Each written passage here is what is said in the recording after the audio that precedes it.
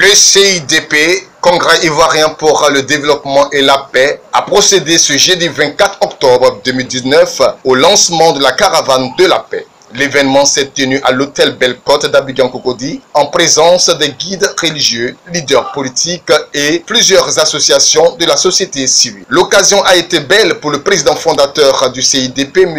Babili Dambélé, de réitérer sa volonté de voir une Côte d'Ivoire unie et prospère. À travers la projection du film du génocide des Guébiés de 1974, dont il fut un acteur majeur dans le processus de réconciliation, le président a interpellé les Ivoiriens à tourner la page de la guerre. C'est pour cela qu'il a déclaré que son combat en faveur de la paix et la réconciliation, la justice et le droit des Ivoiriens n'est pas négociable.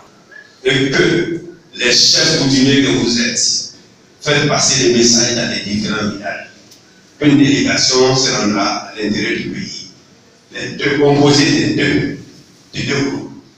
Ex-combattants, ex-détenus. Ils vont se rendre bientôt dans les différents villages, dans les villes pour parler seulement de paix et de réconciliation. Et de rassurer nos parents et terminer de ramener les guerres en.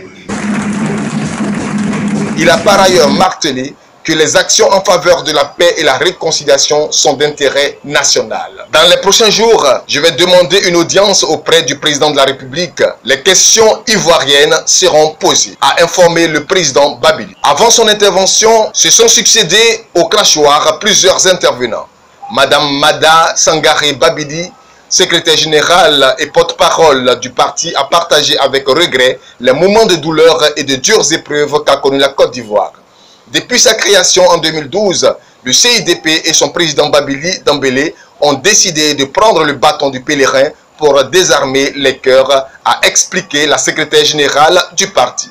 Pour Ouattara Issouf, président de la Fédération des associations des ex-combattants de Côte d'Ivoire, ex-Force Pro Ouattara, les bailleurs de fonds et tous les observateurs de la vie politique en Côte d'Ivoire sont persuadés que la fin de la crise est loin d'être durable, comme certains le laissent croire. Le manque de sécurité et la liberté des personnes et des biens constituent un obstacle à la démocratie, a-t-il déclaré avant de dire que la paix en Côte d'Ivoire ne doit pas montrer ses limites. Monsieur Fred Melej, parlant au nom de l'amicale de la solidarité des ex-détenus de la crise post-électorale en Côte d'Ivoire, ex-Force Pro Gbagbo, a loué les mérites d'un homme de conviction et de vision. Monsieur Babili Dambélé.